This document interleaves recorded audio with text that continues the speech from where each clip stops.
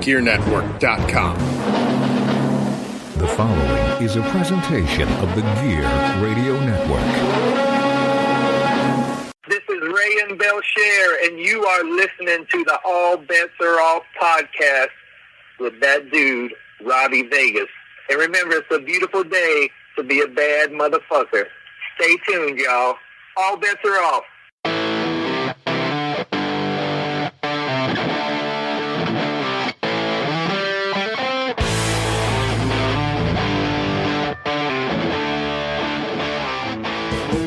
What's up, rock soldiers, and welcome to another episode of the All Bets Are Off podcast. I'm your host, Robbie Vegas, and I'm about to be joined momentarily by Davey Danger, formerly known as Marcus Midnight when he was my tag team partner in the pro wrestling business. But today we're going to get into a little bit of that when we interview him, but we're also going to talk about his new YouTube show, which I'll let him explain. Has a lot to do with collecting, has everything to do with collecting wrestling action figures, so that's going to be fun, and we're going to do a live unboxing. How are we going to do that on podcast, you might ask? Well, that's because this is a dual episode. So Davey's going to be here. I'm going to interview him, but he's also going to be filming for his YouTube show. So you guys are going to actually be able to go on there, see the figures that we're talking about, and watch us do this, basically. So we're super excited to be doing a joint show for both of our shows. So stick around, and I do want you guys to know that we do have a sponsor, and as always, I'm going to tell you about it right now before we get rolling, and that's Baxter Blue. Do you experience digital eye strain from too much blue light exposure from digital screens?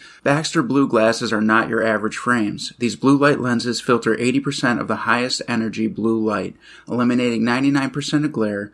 The past year, we've all been glued to our devices more than ever. I know I have. I produce and edit this podcast. I've been putting out new music. I've been doing clips and videos for wrestling and music. So our exposure to digital light has soared, and our eyes, our sleep, are suffering as a result. Baxter Blue is also a force for good and provides a pair of reading glasses for someone in need for every pair sold. This is eyewear built for our digital age, and Baxter Blue is giving our listeners 10% off your next purchase of blue light, sleep, or kids' glasses. Click the link in our show notes for our exclusive discount.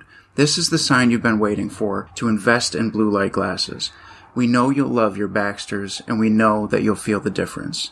So guys, thank you. At this point, I'm going to have Davey come in here, and from here on, you will have a visual of the show, so you can check it out on YouTube after, if you're listening to this in your car and you're interested in some of the things that we're doing or saying, or you can keep it right here, or you could just watch the YouTube. You just let us know what you think, and thank you for joining us, and this is the first time we're trying to do an episode like this, so I hope you guys dig it, and let us know on social media, ABAO Pod, and subscribe to the show. Let's get Davey in here. So, Davey, thank you for being here on the All Bets Are Off podcast. Absolutely, man. Technically your second time. This is my second time, yeah. We didn't do an interview, though. No. We talked about the PWI. That's right. But today we're doing something special. Very special. We're actually going to do my show and your show at the same time. It's the first time, yeah. So, I'm excited. Yeah, me too. I've been looking forward to this, but you were dragging your feet. You were Yeah, so, well, welcome back to another episode for me. Yeah, it's his fault, yeah. This is Davey Danger, coming back with another video. Today we're going to be doing the All Bets Are Off podcast. I mentioned it before on a couple of my videos, and I also mentioned that we were going to be going over Series 85. Unfortunately, I have all the figures, but unfortunately it took like an extra, 2 to 3 weeks for them to actually ship, and then for them to be delivered. So I finally have them. They screwed up my order, but whatever. But yeah, you want to jump right into it? Or? Yeah, man. Why don't you, before we even get going with the interview, first thank you for letting me on your show at the same time, because this is a first for me. Yeah, well, thank you for inviting me. Yeah, for sure. So why don't you open the first figure? And again, I'm going to remind my listeners, like you heard in the intro, since it's a dual show, there is visual for this, so you can jump on YouTube. Yeah. And where do they find it? At Davey Danger. It's capital D's. Both the capitals or both the D's are capital with no space in between the words. Perfect. So let's do the first unboxing. What do you got here? I'm going to talk to listeners through it. This is Becky Lynch, her brand new Series 85 Becky Lynch. I wasn't super stoked about getting this figure just because a lot of her figures are kind of the same. This is kind of like the same head sculpt and all that, but I screwed up. I screwed up my camera. Of all times I do this, I screwed up my camera. So for anybody who's not watching on video, he nailed opening the butterfly knife. So Becky Lynch, Series 85. Like I said, I wasn't super excited about getting this figure, but They actually sent it to me, and I didn't even order it, but I decided to pay for it and keep it. So here we are today. It's a cool figure, though, man. And I mean, like, I'm a huge Becky Lynch fan. Me too. So obviously, we're going to talk a lot about wrestling today because we're doing the unboxings. And while you're opening this, I just want to tell the listeners for my show that Davey Danger used to be my tag team partner. Yes. Marcus Midnight. Yeah. And we were tag team champions for 2 straight years. Yeah, almost 2 straight. Almost. It was like a year and like 11 months, but who's counting? I was. Yeah. So, pretty cool. And I just want to point out also that, like, you're Davey Danger. You were Marcus Midnight. Before that, you were Chris Chaos. I know. You like the double letters. I do. I really do, actually. Yeah. For some reason, I forgot who told me, but like when I pitched the idea of Chris Chaos, they were like, "Oh, don't ever do like double letters like that." And now you've made a career out of it. Trying to. But it's actually super funny because like there's a lot of wrestlers, and I don't know why none of them are coming to the name right now, or to my mind right now. Mm-hmm. But there's a lot of wrestlers that have a, you know what I mean, like a double letter for the first and last name. And I forgot who told me this, but it was Brian Jennings. Was it Jennings? I was there. Yeah. Okay. Yeah. And he's like, "Oh, don't do it." Yeah. Okay, that makes sense. But yeah, you're right. There is a lot of those. I'm gonna get crinkly here. That's all right. Do it up. I like that this came with the Money in the Bank briefcase, by the way, for anybody who's listening right now. I'm sure, like, with all the wrestling fans that we have who listen to the show, they probably collect a lot of the figures, too. Oh, yeah. But a lot of these, which you're probably coming to find, are hard to find. Like, if you're in stores, you know what I mean? I tell you what, right now, it is, and I'm struggling to get her out right now. Here, let's take her championship out. She doesn't want anything to do with you. She's with Seth Rollins. She's like, "Oh, you didn't want to buy me?" So, that's why. She has a little elastic there. Of course. Whip out the butterfly knife. That's it. They're not illegal. Hopefully I don't have any accidents on. Cut my finger off while doing this. If so, you're not going to edit that, right? It's just going to stay. It's right. Blood, whatever. I'm just going to throw these down here for now, and we'll pick it up later. I'm not picking them up. You could. Okay. Oh, okay. I see. All right, we got the figure out finally. Dude, that's a cool figure. It is. It actually really is. Like, and it looks a lot like her too. Like, figures have come a long way. Yeah, dude. Like from when I was a kid. I mean, when you were a kid, which is like 50, 60 years ago or something. Before you, long before you were a kid. Yeah, exactly. So you've seen them how they really came up. Yes. Dude, the figures nowadays are unbelievable, and that's actually one of the reasons why I got into the figure collecting again is because they've came such a long way from where I came from. Back in the late 90s, we had like the Bone Crunchers. I was going to ask you that. Yeah. So that's what were. Excuse me. Those were the first ones that you remember, right? The Bone Crunchers. Yeah. Those were the. So if anybody doesn't know what they are, they were like rubber. They were all rubber except for like the head, which was like a harder rubber. And you can bend their arms and you can hear like the snap in their arm. They were super cool at the time.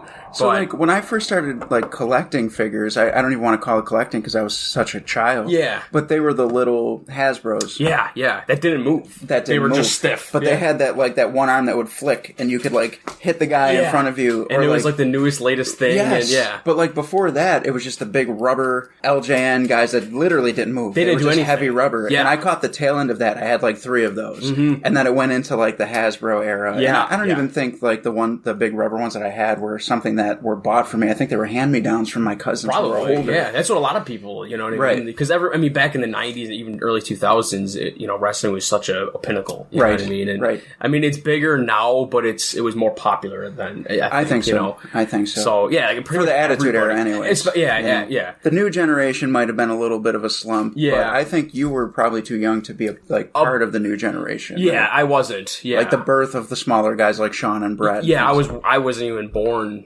Whatever. I was definitely still in diapers for sure. Well, tell us a little bit about, why you started collecting again. You said because they've come such a long way. Yeah. But this has become like such a big thing for you that you have the show. Yeah, exactly. And it was something where like, I remember a couple years ago for Christmas, my girlfriend didn't know exactly what to get me. So she went out and she bought me a Jeff Hardy and a Finn Balor. And those are 2 of my favorite guys. I mean, Jeff Hardy is one of my all-time favorites. Mm-hmm. And Finn Balor now is one of my favorites. And I forget which one it was. It was the Demon King. So it was a really cool looking figure. Yeah. And I remember like, she was like, "Oh, I didn't know what to get you. So I just got you wrestling figures." So I'm like, "Well, that's awesome." I'm like, I was like opening them. I'm like, "What are these?" Yeah. And so when I opened them, I'm like, "Oh, this is so cool." So I just kind of like threw them in my closet or whatever. And I didn't really think about like, I'm not a collector at this point or anything like that. But it was something where like, every time I was at a Target or a Walmart or something like that, I would have to walk down the toy aisle. Yeah. You know, and I would just have to check to see which figures were, you know, in the stores at the time. Yep. And even at that time, I didn't know the rarity. I didn't know really a difference between like basics and elites, which this is an elite Becky Lynch. And the basics they don't have as much articulation as the elites. So these are the ones that are a little bit more expensive. But now they have like the Ultimate Edition line and all that. But yeah, so she kind of like started me off, and now she's kind of like shooting herself in the foot because I'm wasting all this money on toys at 27 years old. So, but yeah, like they just look so cool. You know what I mean? You put them on a shelf, you could display them, you could do pick feds and stuff like that, which we can get into later. Yeah, because I'm eventually going to start mine. Well, I did start mine, I just haven't really, you know. But yeah, like I said, they're just super super cool. You know, she came with the title too, not just the Money in the Bank. Nope, she came with the title. This is the Raw. This is the Raw Women's. Yeah, the Raw Women's Championship. She came with a microphone hand, which are always great to see, and a closed fist. And she has closed the opposite fists are one. illegal, bro. Well, not in figure form. Yeah. So why don't you grab the next one over there? Tell us what it is, and I'm gonna, kind of keep asking you questions while you're getting ready to throw them all up there. Yeah, face them towards the camera and stuff, so they look all cool. Hopefully they're in frame right now. Yeah. We're such amateurs. I know, right? All right, next one. Oh man, this one's just badass. So for the listeners who aren't watching along, this is the Undertaker, and it's the American Badass, the Boneyard. It's the Boneyard. Let me see the front of that again. Yeah, this is the Boneyard. Oh wow, that's cool. Super super cool. Yeah, when I saw this and when they announced that they were going to release the Boneyard Undertaker, I was like, dude, this is a must cop. I actually might pick 2 of these up to do like some customizations and stuff like that. Yeah. So we'll bust them out. So where did wrestling start for you? When did you become a fan? I want to say it was like, I never had like a year or anything, like an exact year, but I want to say like 99. Because at the time, I was 5, 5 or 6. And height of the popularity of the time. Yeah, pretty much. Like I remember all like the Stone Cold feuds with The Rock and all that, and Mankind matches and all that. Like I remember them. I just don't exactly remember if I was watching it. So I like to say 99, but then I like to say like 2000, 2001 because I remember like the transition of Undertaker into the Badass, Badass and stuff. So yeah, and the guys that really like I gravitated to was like Jericho and the Hardy Boys and Edge and Christian and shout out to Chris Jericho, friend of the All Bets Are Off podcast. Is he? He is. He sends us gift baskets. Yeah, we have to talk about him every episode. Any goodies? Especially me and Chaz. If you look down there's a little bit of the bubbly. Oh, so I had that figure too. Yeah.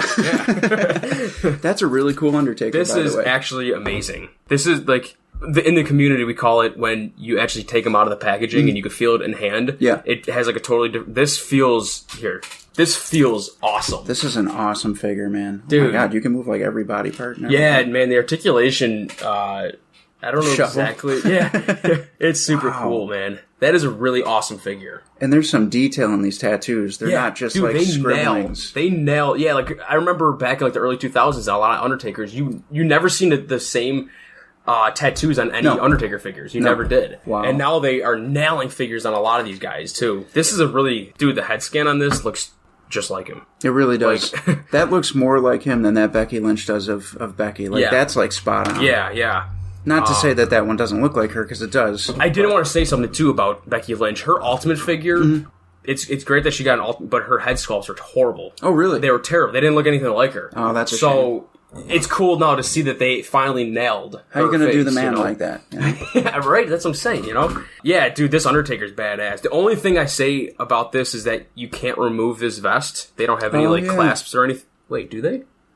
That looks like it's glued. I don't want to rip that off. I was going to say, don't break the figure on camera. Yeah, right. The community will kill me.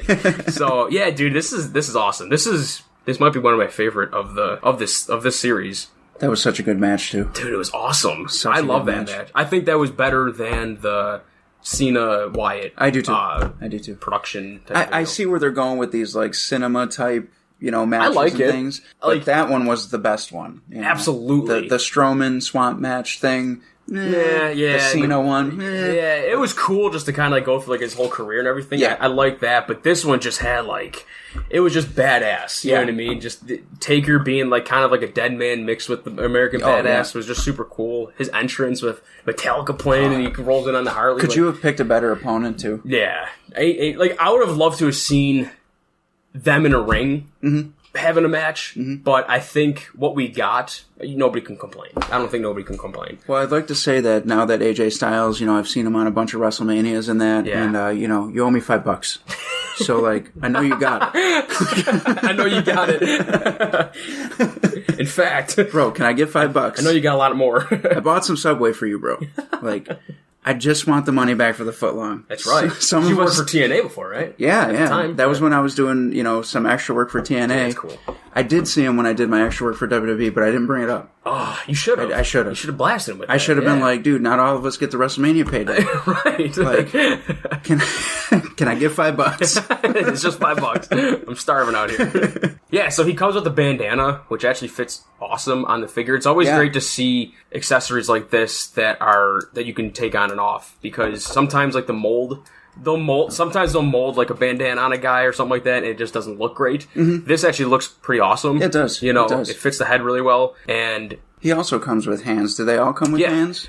Most figures, nowadays will come with hands. So interchangeable. So he has 2 choke slamming hands, which I don't know why they painted his. Oh yeah, because he has gloves. He has gloves on. Yeah, that's right. Okay, yeah. So he comes with 2 choke slamming hands, and he also comes with 2 mic hands, which are always great to see. I'm gonna keep saying that because when you're doing like pick fetting, you always have to have obviously a mic. Yeah, right. Because if a guy's gonna talk, the microphone's gonna fall out of his hand, right? Or the close fish, you can't even get it in there. So it's always good to see. Tell me about this pick fetting while you're going through your pile here. And if I'm looking correctly, I see Liv Morgan. Yes. Can we do that one next? Because I'm a Liv Morgan fan. I am too. She's better now than she's ever been. Yes, I completely agree. And I think they screwed up at WrestleMania. Yeah. I think they screwed up with WrestleMania. They were good. Yeah. They had a really good showing, but they should have won. She stood out. She stood out. For sure. So tell me about pick fetting while you're opening Liv. So pick fetting basically is like stop motion. You're taking pictures of these figures basically in motion of a wrestling match, and I like to think that I have a decent amount of psychology with putting a match together.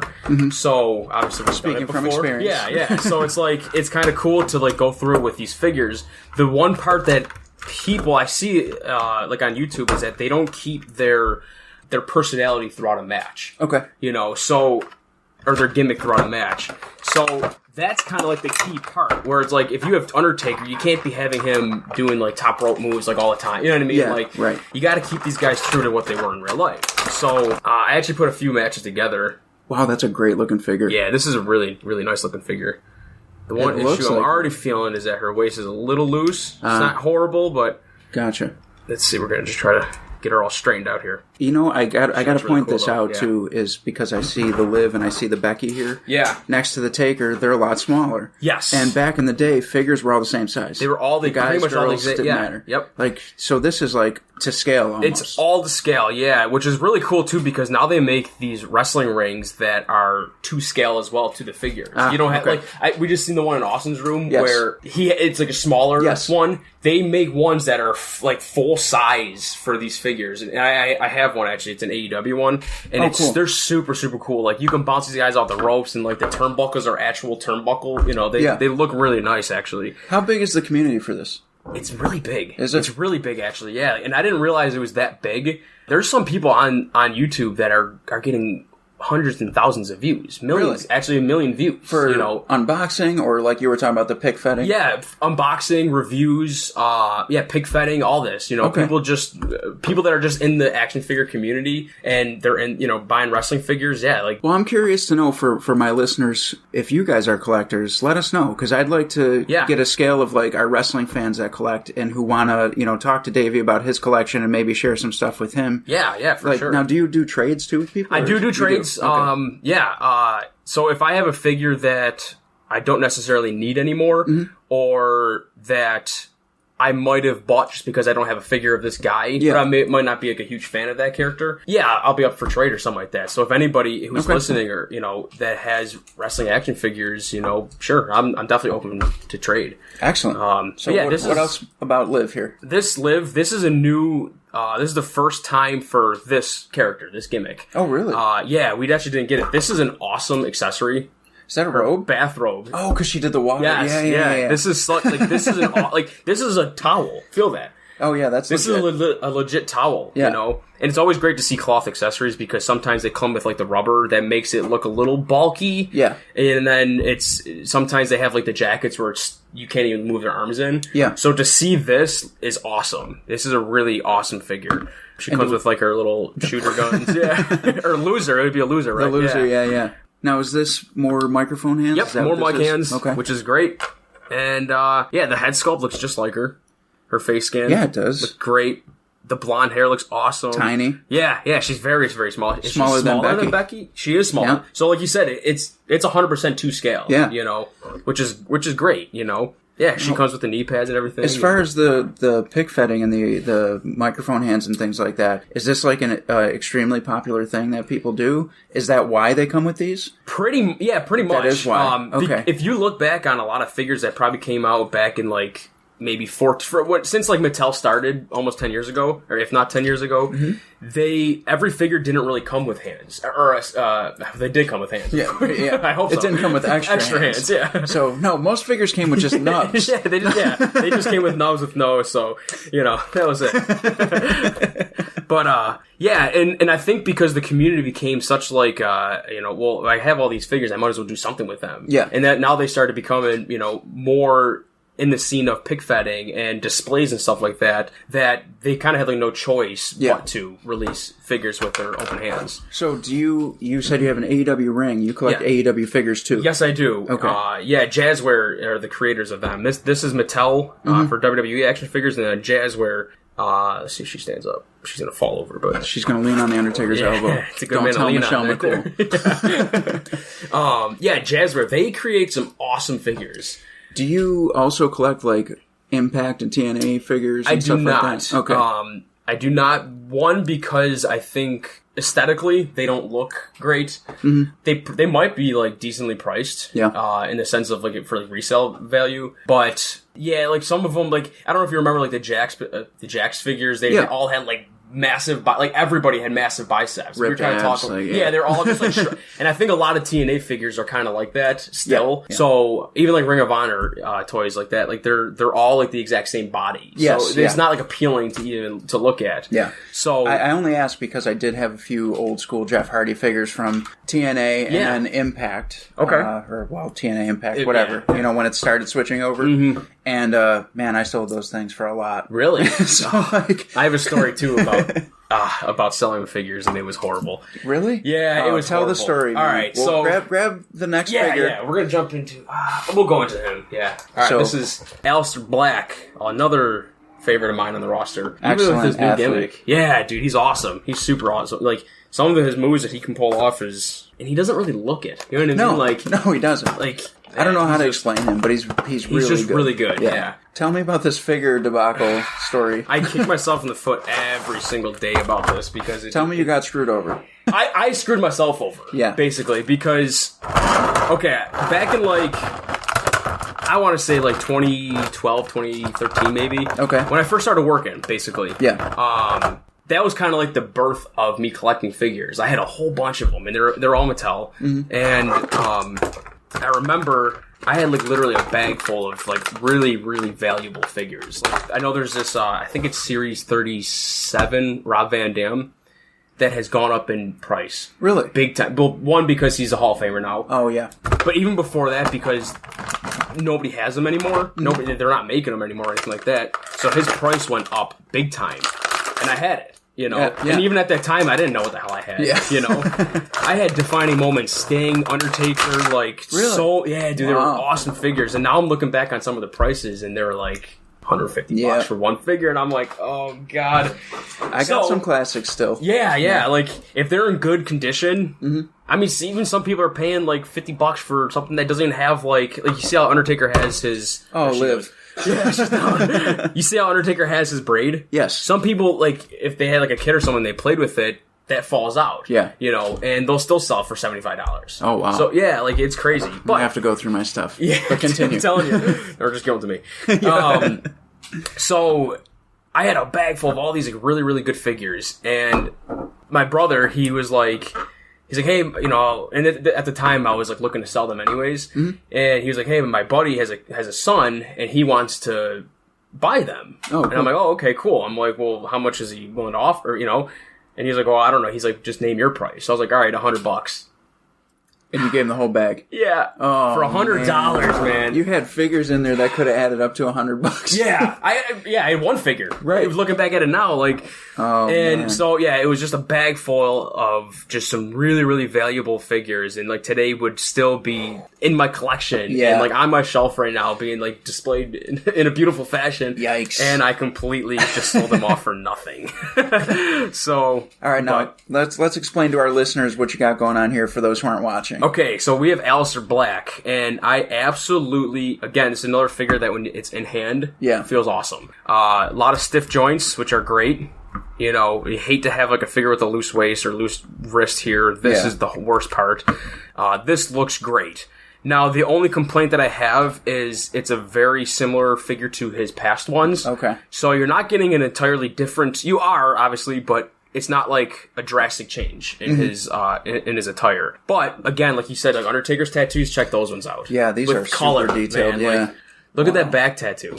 Insane. And that's a crazy piece to begin with. And then to put it on a figure. Right?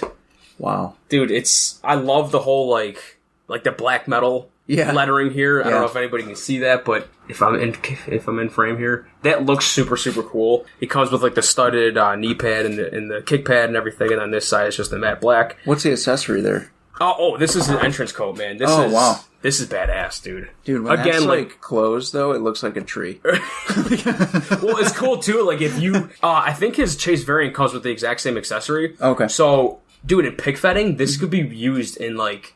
Super, like, you could have this like that, like, turned around, and it could be like a Mysterio, and someone can go punch and there's nothing there. You know what I mean? Right, like, it's like a really cool piece of accessory that you can use in a lot of different ways. But this is super badass. That's a cool figure. Yeah. And like I said, I love Aleister Black. I have all of his figures. I actually ended up doing a full customization Aleister Black where I took his legs off and I put like an Aiden English leg on. And because you know how like he wrestled in the long tights? Yes. The long, I put them on him basically. Oh, okay. Yeah, so I kind of did like a full like fix up on him and it came out really, really well. I actually gave him, I cut off my t-shirt off. And I use it for his what's it called? His eye patch. Oh yeah. Which is really just super cool. And like you can see that all over the community where people are making these really cool costumes because a lot of the times when Mattel gets an idea, it's always 6 months later when it releases. Yes. And the character's already changed his gimmick. Yes. Like one for Aleister Black, you know. So even Liv too, yeah. Like, she kind of went back to the Riot Squad type thing. Yeah. So yeah, she kind of dropped that gimmick, and now she's back with that. So now she's face down on the table. I don't understand. She can't breathe right now. She has a little bit of a loose foot, but okay. That's why more loose parts, which we don't like. We don't like. No, it's not horrible. She's not standing for shit. Everything's falling. We're trying here, people. We're trying. All right, this looks good. I don't want to block her. This looks good. Yeah, she's small. So, yeah, she's tiny. So a lot of cool accessories. Hit me with number 5. All right, number 5. We're gonna leave him for last because I don't know if he's in frame already, but we're gonna leave him for last. Oh yeah, okay. I like him. So who do we got here? All right, we got Firefly Funhouse Bray Wyatt. That's sweet. This is an awesome figure, and another little story. They screwed up big time on the ringside exclusive. They gave us a Firefly Funhouse Bray Wyatt that was just god-awful. Okay. In the sense that it was a really good head scan, which is it's the exact same one. Yeah. The body was horrible. The legs were even worse. Oh, man. And the only thing that was pretty much good about that was the whole Firefly Funhouse cardboard display. Oh, okay. So you can do, like, again, going back to like, the pig feds, you can do, like, a full Firefly Funhouse episode, basically. But the figure was just so bad in the sense that, like, you couldn't pose it. It was bad. Like, he didn't have a collar. Okay. He didn't have like the sweater look to it. It was just a body that was painted red. Oh, you know, okay. so it was just bad. You know. So a couple things here is he's got extra hands more than everybody else. Yes, he does.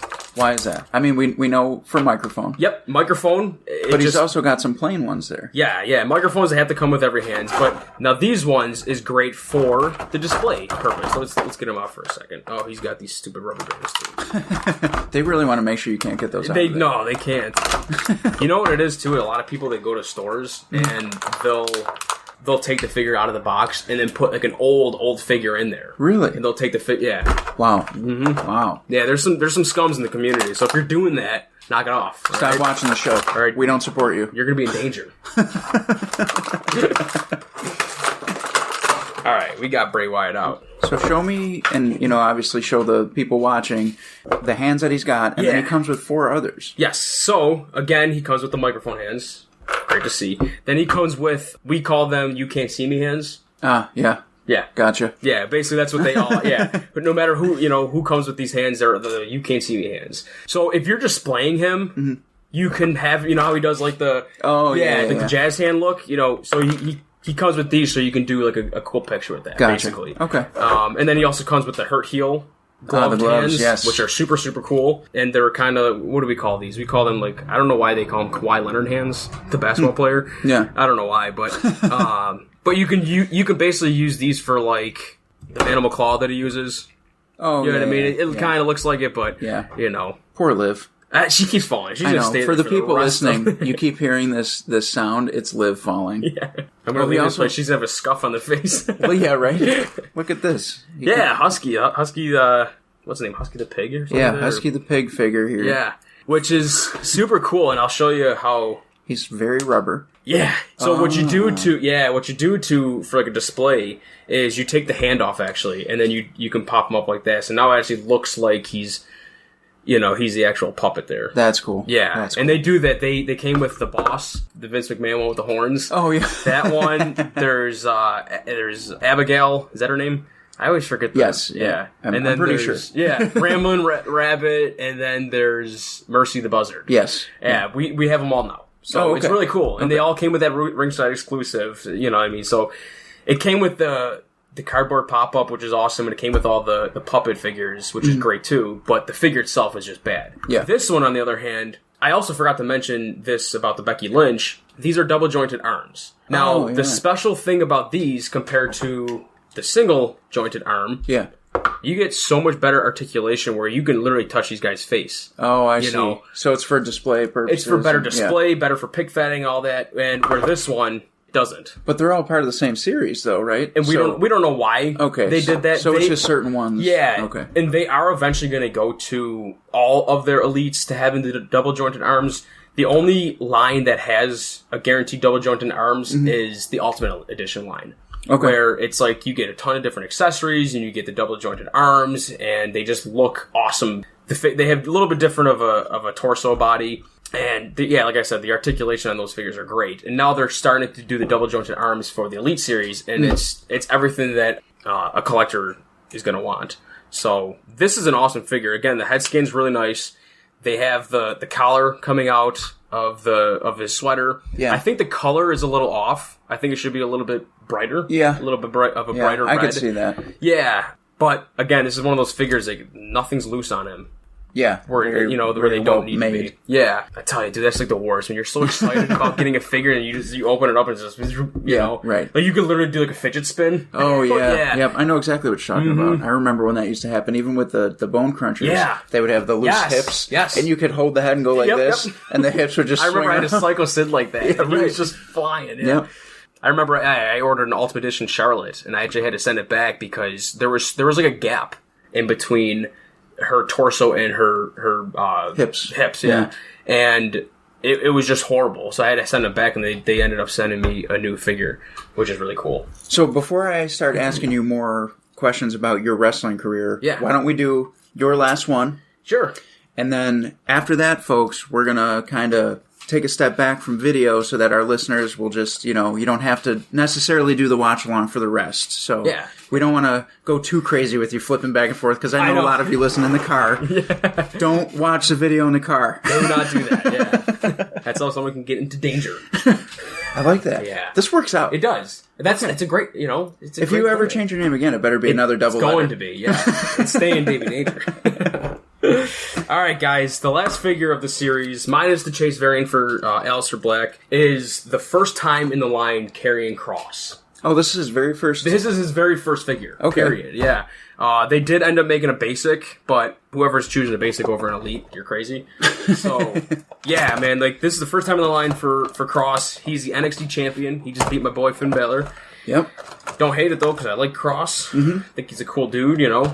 He actually, I was talking to him on his Instagram the one day where he was asking people well, what type of music are you into? Oh, Or, yeah. who's your favorite band or something like that? So I commented saying In Flames, and he was like, oh man, good choice or something like that. You Really? know? Yeah, Cool it was dude, kind of man. cool. Yeah. So he's got some good taste in music. And he's with Scarlett. Yes, which we're also getting a figure of hers. I think she came out in the basic line first. Okay. So you mentioned that there is a basic line. yes, Do you collect both, or do you just go for the ultimates and higher, I will. the elites and things like that? I will only look for elites, but if there's a figure that, like I said with the Becky Lynch, Yeah. if she has a bad head sculpt, I will literally spend $10 to get The the basic. basic just to pop the head off. And to do that, you can either use hot water. Yeah.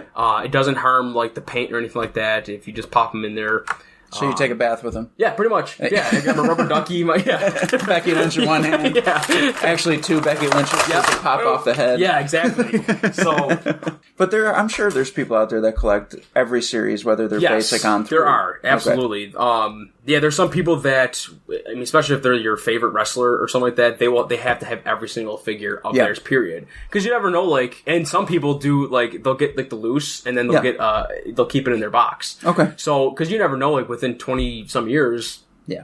this figure could be worth Yeah. a crazy amount of money. Well, I know for my son, when I buy him figures, Yeah. he's going to get rough as hell with them. Oh yeah. So a basic figure is perfect. Yep, exactly. $10, he's going to beat the shit out of it. Yep. If it's somebody he really loves, we're getting the elite or the Sure, ultimate yeah. or whatever. But Because he's gonna say, "Dad, I need this entrance Exactly. code, or I need the championship, or something like that." Yeah. he comes with money in the bank, or he, Yeah. something. And of course, kids have a way of justifying why they need 4 of the same figure.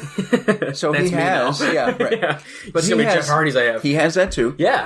He's got 5 John Cena's or 6 or whatever it is. And that's what I always say, basics are for kids, Yeah. and the elites Yes. and ultimates are for Collectors. the collectors and stuff. Yeah. That makes sense. Or even the different series of they had the zombies. yeah, So you got to get the those are actually really zombies. cool. Yeah, those are those are excellent. really cool figures. I was actually. excited for those. Yeah, I know you were. Yeah, the whole horror movie thing. yeah, for sure. So tell us about this guy. All right, Carrying Cross. This is it's a plain Jane figure. He's a plain Jane character. I shouldn't say character, but his attire Yes. is plain Jane, and the head sculpt is great. Yeah, it is. He's got that sick sadistic smile. You know what I mean? If you could see that, his tattoos look really good. Yeah, they do. And again, being his first figure, they kind of nailed it right off the bat, which is really good because now it's only going to get better and better from here on out. for sure. Once you nail it the first time. And I also follow the same Instagram page that the people that do his tattoos, which really? is really awesome. That's cool. Those look good too, and they're look awesome. colorful. Yep. Wow. Yeah, the colors on this are popping. I love that blue. It's a dark blue and a sky blue there. Being a Looks toy nice. maker right now is not what it used to be. No, man. I'm telling you, dude. Even like I said, the Jazzware figures are really, really good. Yeah. For AEW, I actually just got the Jericho. I just got Cody Rhodes and a Matt Hardy, Okay. and those figures are really, really sought after. Really? They're so hard to find. Good luck finding them in stores, number one, and then if you find them on eBay or Mercury, Yeah. they're a lot. at the very least, they're $35, $40. Gotcha. Compared to the $20 retail price. So, yeah. as far as figure collecting goes, you probably know this, but I do collect Shawn Michaels figures. Yeah. And I have a lot of them. And I haven't done it in recent years, but if I do see one, I'll still grab it. Yeah. But Grab 2 for me, please. are you? Yes, for sure. Are you into any other figure collecting, Funkos, what else is out there right now? Horror movie stuff, Funko stuff, anything like that? So I know NECA has a really good line for figures where I actually just ended up buying it's a really old version of King Kong. Okay. Dude, it is so cool. They make things from the horror, they have the Godzillas and King Kongs and stuff like that, and they are they're packaged beautifully. Yeah. Where you open them up and there's a Velcro opening, which is super cool. And then you can see a whole like the jungle look in the background for Kong or something like that. Like, yeah, so I ended up buying a King Kong one, which is really, really nice. And then I bought what did I just buy? Oh, a Mortal Kombat one. My favorite Mortal Kombat character is Baraka. Oh, yeah. Yeah, he's just super, super cool. I love the spikes. He's kind of horror movie-like. Yeah, definitely. And I'm hoping they incorporate him, so there's a spoiler, in the next Mortal Kombat. Right. Because he wasn't in it. And then, what else? I ended up picking up Power Ranger figures, because those came a long way, too. And they're just like this, the wrestling figures, that the articulation in them are awesome. I still have the originals. Really? Yeah. Box? No, box? not in a box. Oh, I was like literally from when I was a kid. Really? Yeah, I kept them all. But they're in pretty good condition. Like, a lot of them don't even have, like, any kind of marks or anything on them. Yeah, they're just... You should look up some of the price value on them. I mean, you know, that's... Just to get a general idea of how much they might be worth, yeah. Because right now, like, I do still collect figures here and there. I have a lot of Funko Pops. Yeah. I'm not a Funko Pop collector to where I have to get every release. Everything. Yeah. I just get what I like. Yeah. So, like, Kiss came out, I got them all. Well, that's the thing, too, about them, is that there's a pop figure for everything. Everything. When you movies and TV series and horror movies, like, it's everything. Def Leppard, Metallica. Yeah, bands and musicians and stuff like that. Wrestlers, like, they have Marvel and DC. Yep. Like, those are huge. And, like, to collect every single... People do it. Like, it's crazy. I don't know where to put all these things. Like, they're scattered all over the place. Like, I have some on my desk, and I have some on random shelves. Sure. Like, it's just cool to kind of have them. Like, if you have, like, a wall that's just, like, kind of... empty and open. It's just, let's just start stacking these things.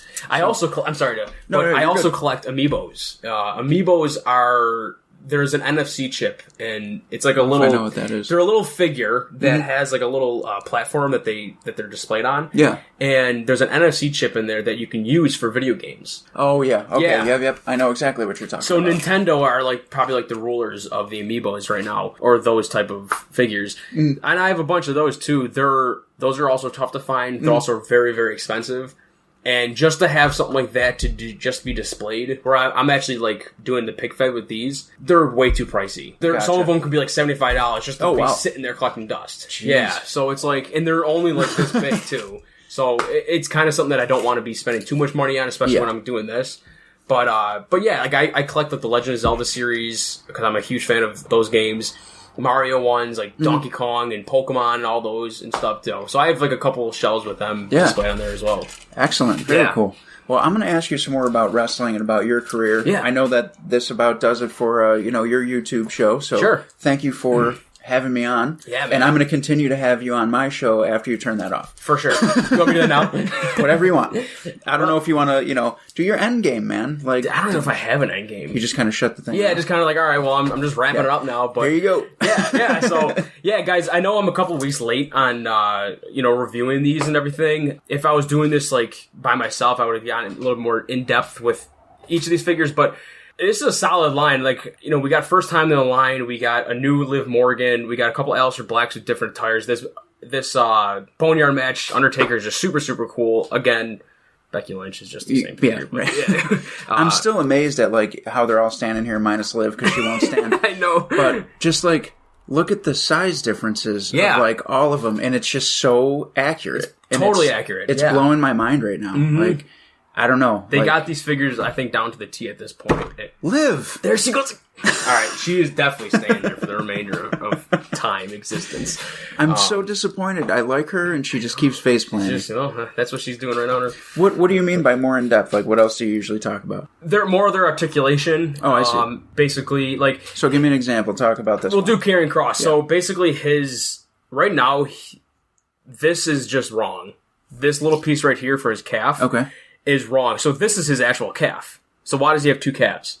Oh, I see what I'm saying? Yeah. So Aleister Black, if you can kind of see, he kind of has the proper look. Yes. Yeah. You know what I mean? And this is wrong. I know they're trying to get the height. Yes. So that was just a little bit of a mistake. But other than that, though, I think it looks fine. Like, it's not going to, like, hinder anything really or anything like that. Like, he still stands perfectly fine or anything like that. So, and that also goes along with what you were saying about how the Undertaker's vest looks bulky. Like things like that. There's some things that are just a little bit like, they could have done a little bit better. They could have made like a clasp, maybe on like the side here, so you can get that off. Yep. But I mean, in that match, he never took it off anyways. That's true. So it's something that this isn't like a really big deal anyways to me. So it just looks a little bulky, but it also looks kind of badass too. Is that your favorite one out of this? My favorite one out of this one, I'd have to say, I definitely say this Taker's definitely my favorite. Yeah. I think that one looks super, super cool, man. Like, I think so. Yeah. And I know there's a couple of people too on YouTube that will go through like a ranking, like their favorite or the best to the worst. And it doesn't necessarily mean like that's the absolute worst figure of all time. Just in this group. Yeah, it just might be, not the best. But I'd like to see the Bray Wyatt one have better colors in the shirt and pants. That's another thing that might knock that one down, maybe like third or fourth place or something like that. I think the Aleister Black is really good. Yeah. That's pretty spot on. Yeah, I mean, and like I said, his figures, other than like adding a new tattoo or something like that, which I'm not exactly sure. I have to go over a couple other ones on his older figures if he's added new tattoos. Yeah. But as far as this looks, this looks awesome. It looks awesome. think him, Becky's spot on, Taker looks spot on. Yeah. Yeah, I mean, the Bray one, I just think the colors are a little bit off. It's just the colors. The pants, too. Yep. The pants are a little bit off. And maybe they could have given him a belt. Or belt loops or something like that, because it just looks like he's just wearing. It just fades right into it. Yeah, and that's actually something that has been talked about too during the community, where there's never any belt mold there. And how do you keep up with what's going on in the community? Do you just have certain pages is there like a forum that you're on? Like, how does that work? Not necessarily a forum. I keep my notifications on for YouTube. Okay. And there's a few of the guys that I kind of tune into, like every single day they'll post, or every other day, or for the most part. Are you in contact with anyone that you talk about Not it with? Yet. Okay. But dude, I tell you, on Instagram, like whenever Ringside Collectibles announces a new line or news or something like that, it is like everybody, and like that's with my separate page, Davey Danger, on Instagram. Go follow it. Or actually, it's Danger Figs. I'm sorry, Dangerous Figs. Dangerous Figs. Dangerous Figs. Yes, Dangerous Figs. Just want to make sure we got that clear. Yes, for both. Follow it for both. So, dude, I'm telling you, people are like spot on with it. Boom, boom, boom. Like you can just scroll a couple times and it's like, oh, this figure's coming out. Oh, this is new. This, But they'll also do like press conferences and they'll do like a couple podcasts and stuff like that too, where they're announcing the next like 6 months worth of figures. Okay. So if you tune in that for like an hour or whatever it is, you can find out what figures are coming out. Awesome. Yeah. Cool, man. Well, thank you for enlightening me on, figure collecting and stuff, because I don't know. I'm out of the loop. It's a lot of fun, man. It's definitely a lot of fun. It sounds like it's a lot to do. Yeah. You know what I mean? But in a good way. You enjoy it. It's a good It's hobby. almost like a second job, because like I'm leaving work, I go to the gym, and then it's like, all right, I gotta go toy hunt. Yeah. I gotta go to Targets and Walmarts all around the town. And you do still do that. You don't just always order them. Nope. Okay. Yeah, no. If there's like a full line like this, and especially if there's like a bunch of figures that I really, really want, I'll buy the whole set. Yeah. And, but if there's like figures that I know that might be in stores, because there's so many different lines or series or whatever that are exclusive only to Target or only exclusive only to Walmart or Amazon and stuff like that too. So it's like you have to be going to these stores, and that's how they get you. Yeah. You know what I mean? Right. But right. It's still a fun game, just walking down the aisle and like you see and there's nothing there. Right. And that's another thing too. That's how I know how popular this is, because again, when I go to get stuff for my son, it's always the same 3 figures hanging there at every store I go to because they get wiped out. Yep, you get your Cenas that are the basic ones. Yeah. You get AJ Styles that sits there a lot. Seth Rollins sits there a lot, unless if it's But only the basic versions. Yes, only the basic. And always the ones that you already have. Yep. Like, it's the same Cena, the same AJ. Same ones, yeah. Everybody's got that. They're just the shelf, warmer. And, right. Unfortunately, but again, I'll go to the store and say, hey, well, I need another Seth Rollins head. Yeah. I'll buy it, pop the head off. Yeah. The rest of the figure kind of goes to waste, but you can actually sell them too, but. Oh, the bodies? Yeah. Wow. People, you can just for customizing. Sure, yeah. Or other parts that you might need on there or something like that. But for the most part, I'll just pop the heads off and then get rolling. So this is a deep community. Yeah, dude. That's cool. There's custom, there's molding, there's sculpting, there's painting, there's all sorts of cool stuff. Some creative people out there. Yeah. You should see, man. There's some really, really cool people out there. That's awesome. But I don't know, you want to wrap it up with the video? Yeah, and, this is a really cool collab. It was really cool. Yeah. I like it. And I want to do this more often. Just, because there's not many people that are doing a podcast with video with figures. You know what I mean? The only ones I can think of really are like Brian Myers and Matt Cardona. Right. You know what I mean? They do it all the time. But I mean, if there's ever like a line you're super excited about and you want to come back and specifically talk about it just in like a small segment where we're not doing an interview. Yeah. And then we can do a double thing, we'll do it again. Yeah, for sure. And you can just kind of plug it. And, I want everybody to follow your show and follow you on social media. So we're just going to keep collabing this thing and like growing that. And hopefully we can grow Grow together. Yeah, that's right. ABAO Pod, All Bets Are Off podcast, is what this man is on right now. And after this camera goes off, he's still going to be on here talking about his wrestling career. Yeah. So flip over, Apple, Spotify, Spreaker, whatever you listen to podcasts on, we're on it. We're on it across the board. So check that out. Awesome, man. I'm glad we did this. Guys, stay true, and we'll see you guys in the next video. See ya. All right, listeners, so we just turned off the GoPro, so we're going to continue the interview just a little bit because, we couldn't give you the whole thing on, whoa, what was that? That was just turning it off. We couldn't give you guys the whole thing just on one or the other because we want you to listen to one and watch the other equally. Yeah. So just a little bit of collab going on here, but I do have some more questions for you. So sure. You started training what year? I know these answers because I was there. Yeah. But this is for my listeners. So it was like, 2013-ish? I remember. 2014? I remember you coming in and being like a bump dummy. Yeah. Like right off the bat. Yeah, pretty like you much. could just bump around in a ring and it didn't bother you. It didn't bother, yeah. Why? I was young. I was 18 years old when I first started, 18, 19 years old. But I was just so excited. Because I never, thought about getting into a wrestling ring. You know what I mean? Like, not a lot of people can say that they did. Mm-hmm. So it was something that, no matter how much it hurt, no matter how much my body was like, dude, nobody should be doing this. Mm-hmm. Nobody should have a career of this, really. But I'm like, dude, this is so exciting. You know what I mean? Just hitting those ropes. Now, I remember, correct me if I'm wrong, but I was already on shows, and you were coming as a fan. Yeah. Yeah. So when you first started training, and Trademark. you were saying hitting the ropes and taking bumps and stuff, Yeah. it just came to you naturally just from the excitement you're saying? It was number one from excitement, and number two, I've watched it for so long at that point. I mean, even now, it was something that I kind of knew how to do. And I don't want to say I was a complete natural, because there was obviously things that everybody has to learn.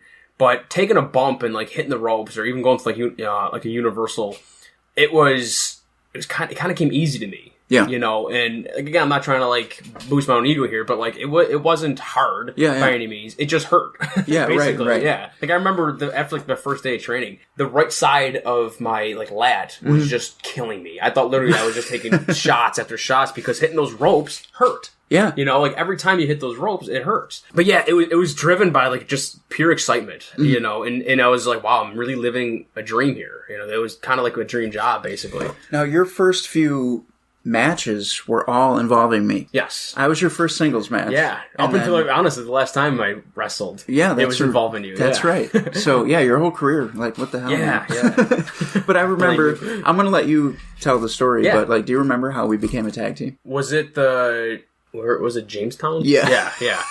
So we were in Jamestown, and I was sitting. I want to preface this as you weren't supposed to wrestle. No, I wasn't. So now continue. I probably only had a few months of training, because at the time we were only running shows once a month, if that. For the company that we were mainly with, it was once a month. Yeah, it was once a month. We were still breaking in. Yeah, I was definitely breaking in. Yeah. You were. I was wrestling in Canada and on the shows in Buffalo, but you were just ground level. I was literally just getting in. But yeah, we were all sitting in the back, and we were who didn't show up? It was a name. It was a name, right? Because there was supposed to. I don't want to throw any names under the bus, but there was 4 names scheduled to appear, and only 1 or 2 of them came. And one of the ones that came was Rhino. Yes, but the rest I think did not. But Rhino did. He did show, and that was a loop weekend. So there was 2 or 3 shows in a row that he was on, and we were on. I was on also. You were there. I was there, not knowing that I was going to be on. Right. Yeah. So we were all sitting there, and I remember I was going through a bag, and I was a referee. I was refereeing at the time. That's right. And Marcus Marconi, double M. Double M. He's the one who gave me the double M. That's right. What the hell? This is. He gave me the double. He did. Oh my god! And we were calling you that because you were Mark. I was a total Mark. That's why I still am. So we all are. It was a rib. Yeah. You were referee Marcus Marconi. Yes. It was Mark. We had to keep it Italian because I'm Italian. Right. So. Exactly. So I remember we actually came up with that name. We're kind of veering off, but when we were loading up the ring. Yeah. Jennings' house, and Marcus Marconi, so we were in Jamestown, and a couple guys didn't show up, and there was a match that needed a guy, basically, and they all kind of looked at me, the promoter looked at me, and he's like, all right, well, you're experienced enough to go in there and get your ass basically. So I'm like, well, I don't have any gear. I have nothing. Literally, like I had a pair of mat shoes, you know, and that was it. That was and it. a referee shirt, and which was his. It wasn't even mine. And our good friend Davey Delight. Yeah. He was like, well, hey, I got these extra pair of shorts and kick pads.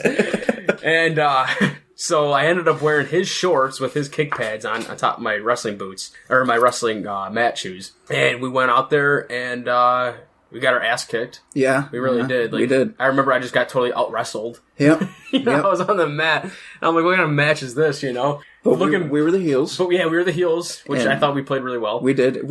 Our entrance music ended up being "Still of the Night" by Whitesnake. Yeah. And neither of us picked it. No. And I think it was supposed to be Godsmack. Yes. Yeah. And when "Still of the Night" started playing and nobody moved, we realized that it was us. It was us, yeah. And I just want to take a quick break here and say rest in peace to Tawny Katan. She passed away last night at 59 years old. She was actually the woman who was dancing on the car of the Whitesnake video. And, you know, on the cover Out of the Cellar by Rat. So just a quick, since we're talking about Whitesnake, rest in peace, Tawny. You know, we do a lot of rock and roll talk, and you were an 80s icon. So, you know, fly high and God bless. So we walk out to Whitesnake. Yeah. We get out wrestled. We had but no we clue. talked a lot of shit. We talked a lot. Yeah. Beat on Davey a little. I forget who the manager was, too, or his name at least. But Brian Barlow. yes. He was our manager. That's He was right. our manager, yeah. And he told me, because I was wearing like an All That Remains t-shirt. Yeah. He's like, never wear, I don't know why people kept telling me this, because like you see people do this all the time still. He told never you not to wear wear. a band shirt to the ring. And I'm like, well, people do it all the time. Like I remember watching people and I'm like, all right, whatever. I've seen guys in WWE do it once in a while too. Rowan and Luke Harper. Yep. Oh, yeah. Luke Harper. Yeah. He always wore like a Monomarth shirt and stuff like that. And but and rest in peace to Luke Harper, of course, too. Since we're bringing that up, for sure, man, that was a hard hit. Do you remember the next night after that? Do I remember the next night? There was another show, right? Yeah. So we team up that night, first time ever, and we come back through the locker room. And remember, Rhino stopped us. Yes. And he says, "How long have you guys been a tag team?" Yeah. And we go, "We're not. They just somebody canceled and they slapped us together real quick." And he goes, "I'd ride this out. There's some kind of chemistry." Yeah. Remember Good that? hustle. Yeah. Yeah. And then he gave us the fist bump. Yep. So the next night, we're getting ready for our next show. It was we went from Jamestown to Kenmore. Okay, yeah, I remember. And we were in a freezing hockey rink type thing. It was and typical indie show. I had a match. I was teaming with professional Jackson Jarvis. Ooh, wow. And Robbie Reckless. Yes. And we were going against Troy the Boy, Rex Atkins, and I believe still Davey Delight. Yeah. And you ended up being the referee in that match. Yes, I remember. Yes. You had your gear underneath. Well, Davey's side gear. Yeah. And you just pulled your pants down, and you had the gear on underneath, and you were our surprise partner. That is right. And it was a handicap match. Totally forgot. Oh my god! Like I'm somebody special to even do that. I cut a promo saying you're going to have to get another referee out here because I got a surprise for you. And and then ever since then we were a tag team until I have totally done. forgot about that up until this point. That is so funny, man. So now, what was running through your head when we first won the tag team titles? Because if you remember, I remember we were on a pretty hot losing streak. Yeah. I think we were losing matches for like a year straight. A good year. It was a solid year. Yeah. That was our first win. Yeah. Was that tag team titles? Well, to think because we were heels in the one company, and then we jumped to another one. When we were heels, when you're doing indie shows, most of the time like a babyface will go over because it's the one time a month you want to have the crowd into it. You know what I mean? Nobody wants to see a heel win and then wait another month. You know what I mean? Yeah. So when we switched over to the other company, are we allowed to say any names? Yeah, you can talk about any company. Yeah. So when we jumped to MFW, I think right from the bat, Dave was just like. He loved us. Yeah. You know what I mean? He loved our look and everything like that. Who I'm still in touch to today because of figures, actually. Yeah, he's a big figure collector. Yeah, always dude, was. He should open a museum. I know. Dude, it's insane. I've been to his place. Yeah. Actually, we stopped there on our way to Cleveland. Yes, to grab the titles. Yeah, that's right, because we were going to see Wednesday 13. Yep, which is an awesome show. Yeah, great time. So, dude, how it felt was... I was on top of the world. Yeah. Again, coming from like an era where I grew up watching like the Hardy Boys and Edge and Christian, the Dudley Boys, you know what I mean? And seeing some of these, I'm like, I'm a tag team wrestler. Like I love tag team wrestling, and to get a chance to be a champion in a company, I'm like, dude, this is this is insane. And it was by accident. Yeah. I mean, like, who do we beat? We beat. It was I have Mike such Lust. a bad memory with this. Mike Lust and Ethan Wright. Ethan Wright, yes. Yeah. Who Ethan Wright was awesome. Oh yeah, he's one of my favorite opponents still. Still, yeah, he is. Man, he was just crisp. Yeah, everything he did was just crisp. Kind of looked like a young Shawn Michaels. Yeah, and Jericho. Yeah. And he had a lot of knowledge too. For the business, and I remember when we beat them, he came back and wasn't he blasting us because there was no heat? I remember him coming back and saying, was it that match or it was that match? Yeah. I remember him coming back and saying there wasn't enough heat, and it looked like we just cleaned house. Just clean, yeah. He's like, we're the champions. You just cleaned us. Yeah, like excitement. Yeah, total excitement. He's like, it was a good match. He's like, if we just plugged in some nice heat spots, it would have worked. Yep.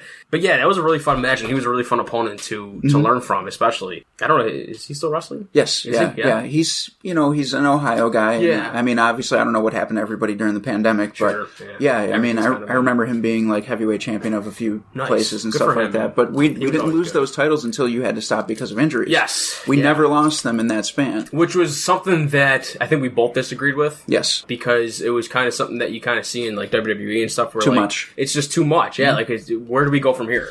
We got to a point where, especially being baby faces, right? And I don't want to say this in a way of like I don't want to sound egotistical, but we were too over. Yeah. And there was nowhere else to go unless we dropped the titles. Yeah, sorry. And then, we went to the next level probably like a year later when we faced Leo Rush and Velveteen Dream. Yes. And that was and still is one of my favorite matches. That was a good match. That was a really good match. And we had a lot of fun. And I remember during the match, I'm like, and we're blown up, and these guys are just like, you know what I mean? Like walk in the park, and we're exhausted. They were so fast. They were really good athletes. But I remember 90% of the match was just whatever happens. Yeah, pretty much. And it literally was whatever happens. And we were just all over the place, and shit was just going on. It was fun, man. And I don't mean all over the place in a chaotic way. Like, it was a controlled chaos. Yes, yeah, absolutely. Not to mention, the Chris chaos that you came from.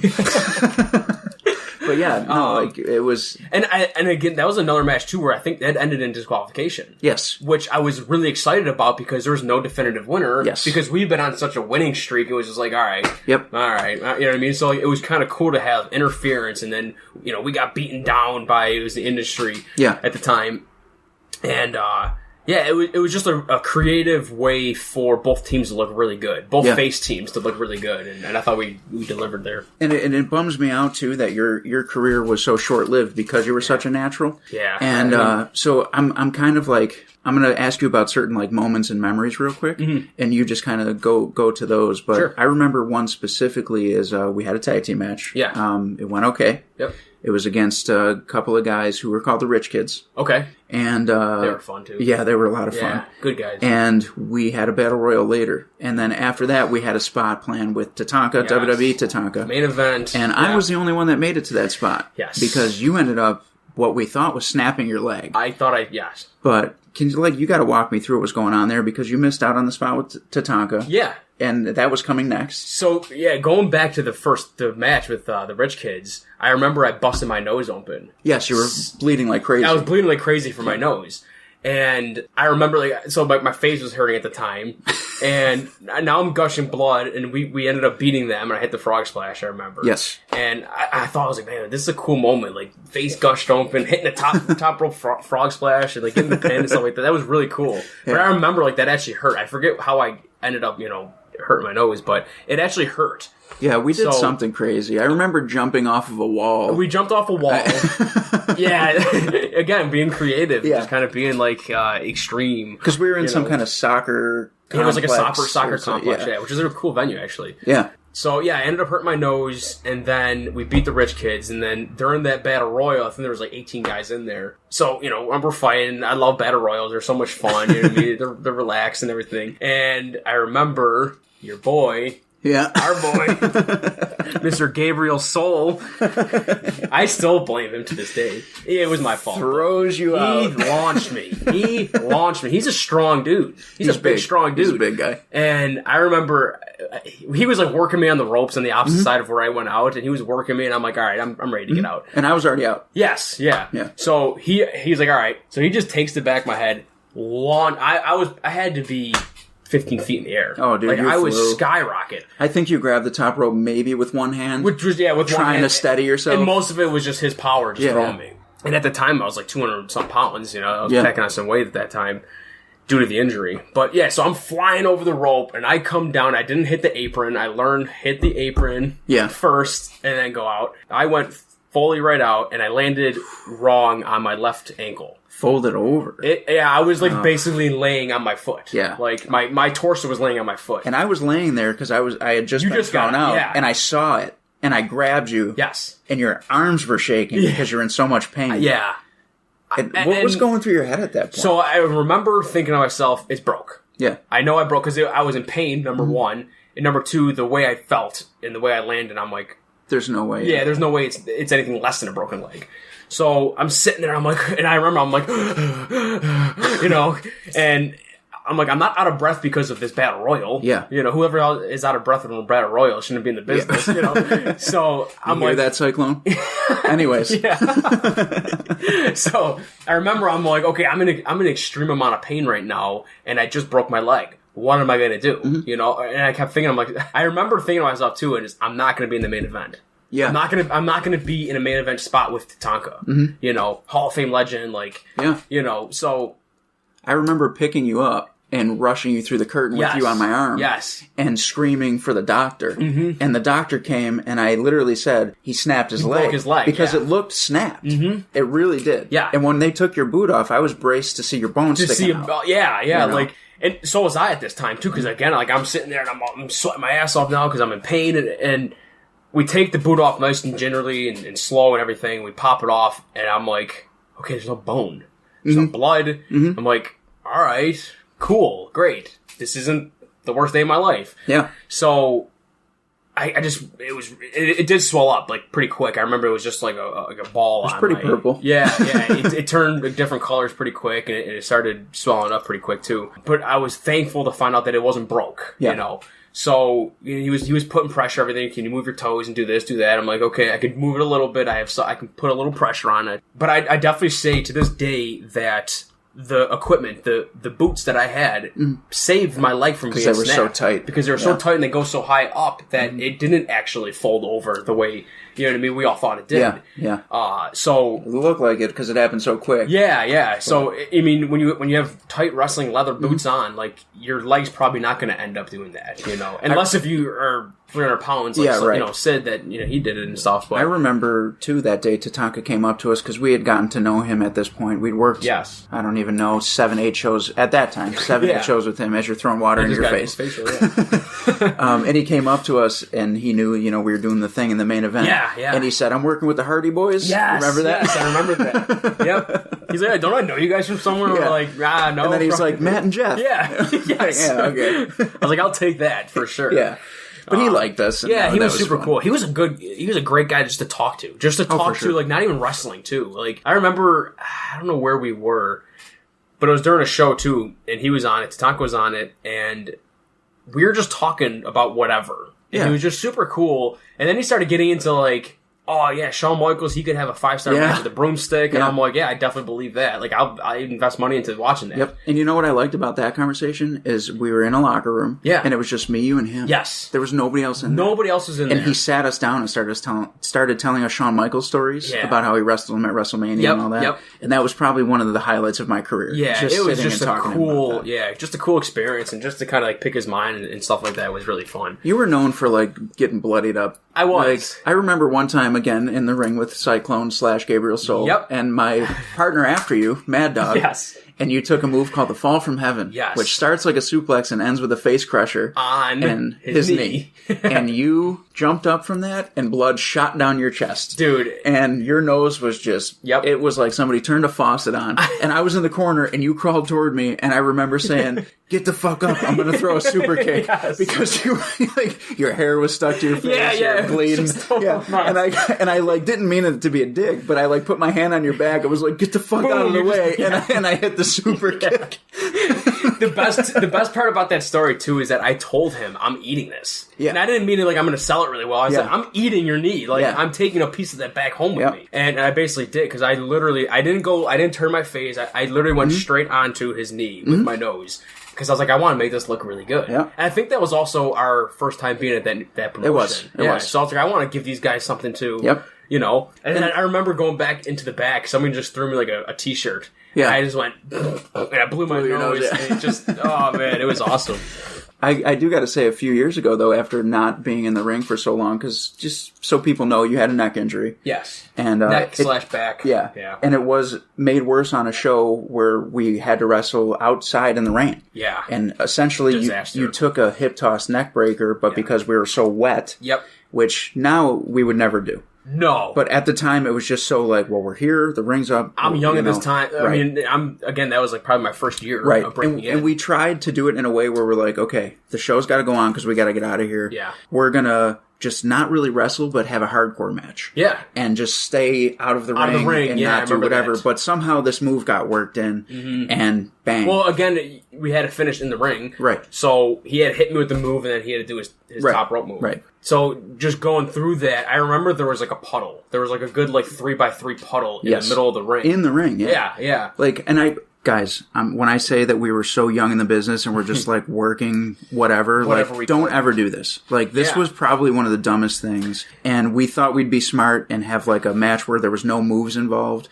but there was one move and that one move went wrong. Yes. Like don't ever do stupid shit like that. Yeah. I mean, especially, I mean, this is your life. You know what I mean? Like, if you're, especially when you're just starting off, like, you don't know if you're going to make a career out of this or something like that. Like, if someone pitches the idea to do something like that, shut them down. Yeah. You know what I mean? As quick as you possibly could, because, again, I suffered from it. And we were so young just listening to the promoters and the quote-unquote veterans that were on the show. Yeah.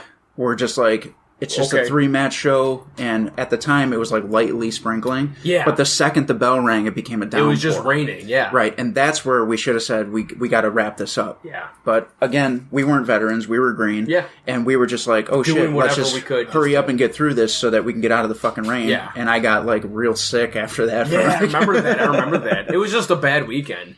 But going through that move, I remember he called for it, and I said, okay. You know, he threw me off the ropes. I bounced off the ropes. I thought I did a solid enough job getting into the position of a hip toss. Mm-hmm. But again, when we're both soaking wet. And sweating. And sweating. The ring is soaking wet. The ropes are soaking wet. You can't get a great... anything, momentum there. So I remember going over... and they always teach you to look up for hip tosses and then tuck your head. Yep. And I remember doing that. Yep. And posting and everything, but then on the way down... I slipped off of his body, and I remember just coming straight down into the center of the ring, and my head just crunched on the canvas. And I remember right from there, I was like, oh, God. And this is probably, my sixth match? Maybe. Yeah. And, I remember just coming straight down into my head, and it just, crunched. Yeah. And I'm laying there, and now he's going to the top rope. He's got to hit, a splash or something like that, and he lays me out, 1, 2, 3. And I'm like, boy, this is killing me. Yeah. And since that point on, even today, I can't even look up a lot of the time. You still have certain problems, right? But you did end up wrestling for another 2 years. Yeah, I did. And after that, we had some good matches. Sure. Some of them we just talked about. Yep. We did the country whipping match not long after that, which was fun. That was really fun. But I remember calling to Delight. I was like, let me. Yeah. I'm like, make it look good, man. But a few years ago, before the pandemic, I had a heavyweight title match coming up, and you came with me, and we actually got you in a battle royal at the promotion before I had the match. Yes, we did. And that was the first time you'd been in a ring in years because of that injury. Yeah. It gave you the itch a little bit. It did. I still have the itch. I still have that idea of hey, I'm only 27, Yeah, right. So it's I'm still kind of young. I would love to, but that was super fun, and nobody knew me there, right? Outside of a few people. The promoter had no clue that he booked me before. No. Which is really funny. And you looked a little different. I did look, I cut my hair off and everything like that. Yeah. I lost a lot of weight at that point. And then, I just went out there and I just had some fun. Like, it was just a lot of fun. And it was such a random day. I was like, hey, I got this heavyweight title match against Cyclone. Yeah. Do you want to ride up? And I was like, actually, there's a battle royal. Do you just want to bring your gear? Yeah. It's like your gear, yeah. Dig your boots out and, Yeah, I was like, dude, for sure. I'm like, if he's going to book me, he's like, he'll book you, you know? So got it like 10 seconds after getting there, you were in the match. Yeah.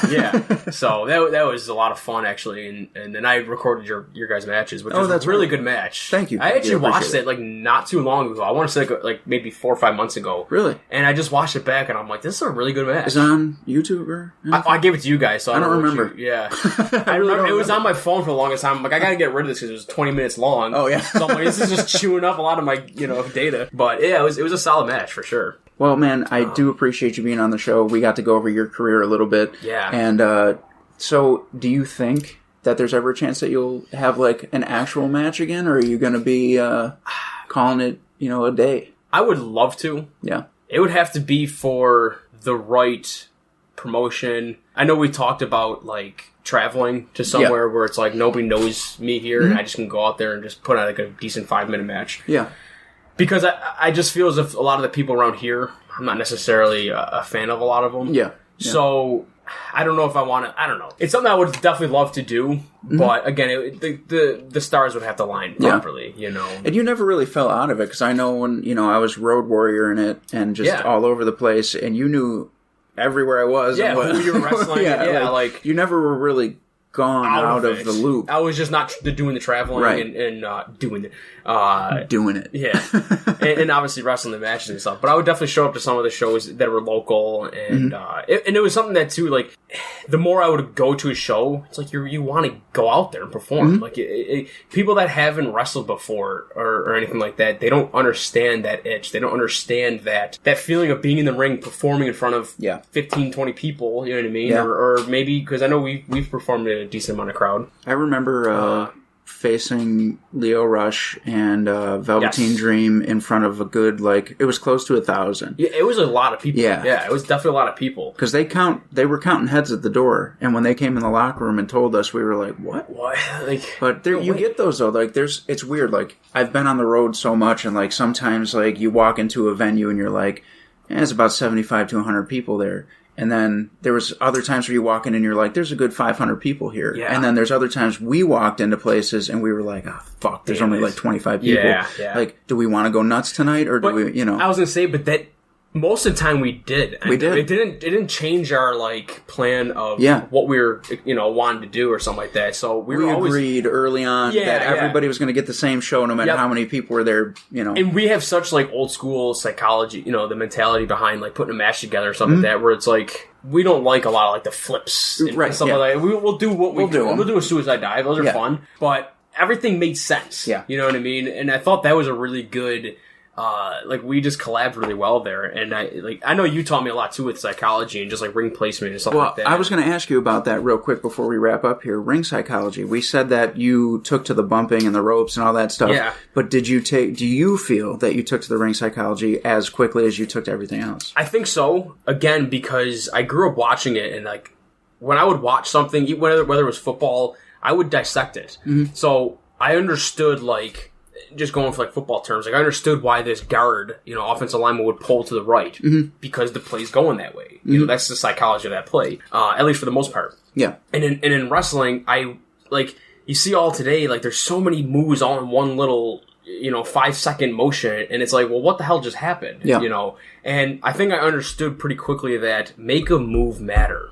Yeah. You know what I mean? If you're going to hit this big finish, make it matter. Right. Don't have the same type of spots called at the end of the match that you had at the beginning of the match, because it's not going to mean anything then. Yeah. Everybody's going to look at it what just happened, number one, and then was that really the finish? Right. Exactly. So, I don't know. Yeah, so I definitely think I took, the psychology of the wrestling business pretty quickly learning, early on in my career, yeah.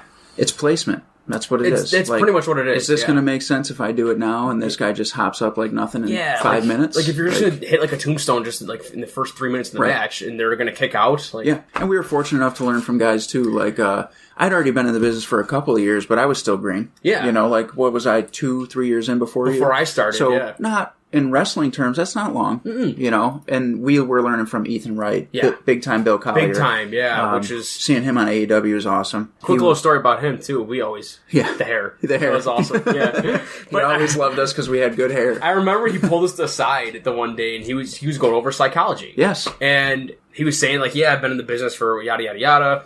And he's like, well, how old are you? And he pointed at me, and I was like, 19. He goes, grab your bag and get the F out. Yeah. And I'm like, yeah, okay.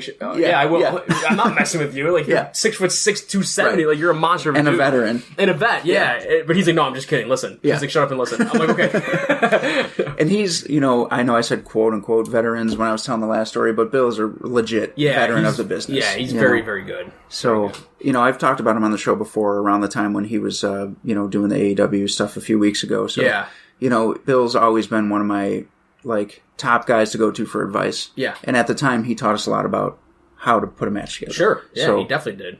And I would always watch his matches. Same. During the show. Like, there's a couple of the guys that okay, I'll get ready or clean up or whatever. Right. When his match was on, most of the time during the main event, I'm focused in on watching him. Yeah. And then, of course, you know, as time would go on and you were winding down, I think we had probably our best matches right then. Right as you were getting ready to, you know, your body was just giving out. Is what it basically was. Like, you were in pain like all day, every day. All day, every day. From, you know, some injuries outside of wrestling. Yeah. But the neck injury from inside. Yeah. And then your back started going with you. So, you know, if that stuff ever gets... carrying the tag team for so long.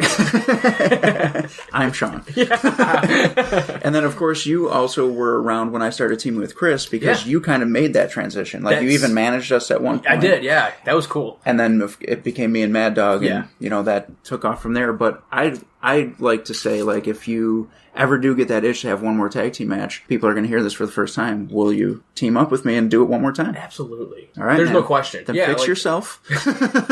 I'm feeling better now. I've made some adjustments. I've gone vegetarian. Oh, really? For the last year. Yeah. I didn't even know that. Yeah. Well, it's been a pandemic. It's been a pandemic. This is the first time I've seen you is today. In over a year. Yeah. So, I last July, it's almost a year. Last July, I decided to be a vegetarian. I just love animals too much, and I hate people, so... Yeah, right. You know. So you eat people. Yeah, I eat people now. I still eat But, yeah, so I've made some adjustments to kind of help myself, and, I don't do it necessarily, like, to the T perfect or anything like that, but it's definitely helped me with, like, energy and stuff like that. And, awesome. I definitely recommend eat your veggies. Definitely. Eat your greens, because... Well, before I let you go, can I ask you something? Sure. Do you know what Death Comes Lifting is? I do not. So Tell me about that. Death Comes Lifting is a sponsor of the show, and we're going to talk about it right now. Let's do it. Because Death Comes Lifting is fitness for the misfits. This is a whole fitness line built around heavy metal, horror movies, and punk rock. You can go on their website, deathcomeslifting.com. They have t-shirts for the Lifting Dead Army. I love that name. We got stickers, and everything is literally based on horror movies. They have workouts for, cardio for running from Jason, and, like, just crazy things like that. I'm not saying that's exactly what it's called. I'm just, like, giving you guys an example of what you're going to see. But there's great t-shirts for all your favorite horror movies, but with a twist on them to include, working out and things like that. And they have a Patreon, so you can support them there as well. But I know I have their gear. I have the mask that I wear at the gym, awesome. Fitness for the Misfits. I have t-shirts, I have stickers, and they're really trying to do something good for the society like us. Yeah. We're the metalheads, we're the misfits, but we still like to be in shape and live healthy lifestyles. So this is something for people like that. So if that's you and you're listening, check it out, and also subscribe to my podcast because it helps out immensely if you guys are subscribed, because that way it just downloads automatically. It reminds you. And follow me on social media, ABAO Pod. And you can get the Robbie Vegas official Instagram as well from the ABAO Pod. I almost didn't remember my own. I do it all the time. Don't worry about it. So, thank you, man. I appreciate it. Yeah, dude, I had a lot of fun. And like I said, if I get some more series in, or, I'm excited about a line, we'll definitely do this again, because this is really cool. Yeah. Come in and plug your show whenever you want. You could even film, well, I guess you would have to film, but let's record a commercial for your YouTube, and I'll play it so that people can watch it. Dude, that'd be awesome. Like that. I never actually thought about doing something like that. Yeah. So thanks for being here. YouTube is so new to me. And it's you know what I mean? Like, I kind of just feel like I shouldn't even be on it, but, I struggle with it. Because, I want to put out more video content. Yeah. So, I'll do a song or, whatever, and then I'm like, nah, I'm not going to post it. Yeah. I delete it. Yeah. Dude, there's so many times I'll do, a take, and it's just like, nah, I didn't like that. You know what I mean? Right. So, but...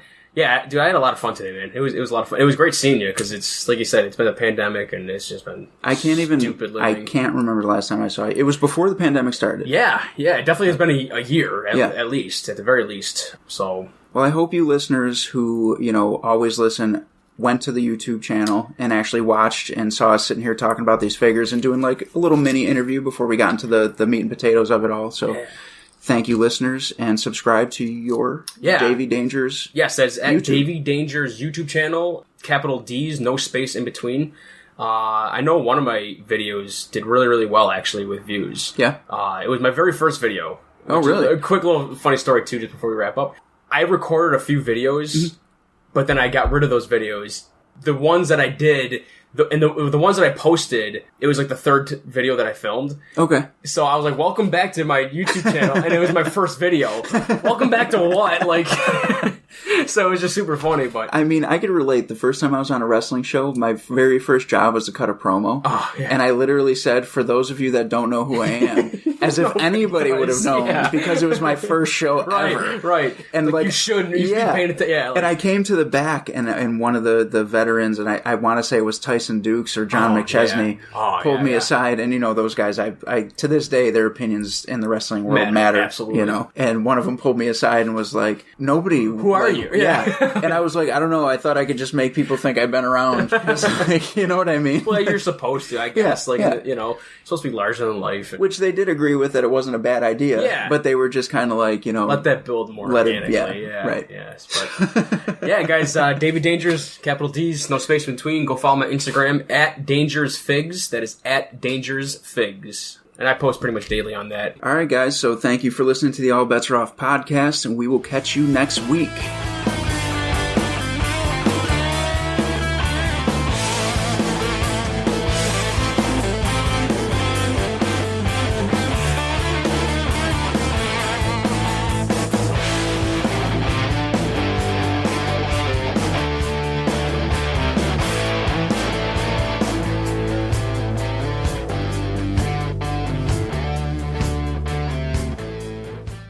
The preceding presentation has been brought to you by the Gear Network.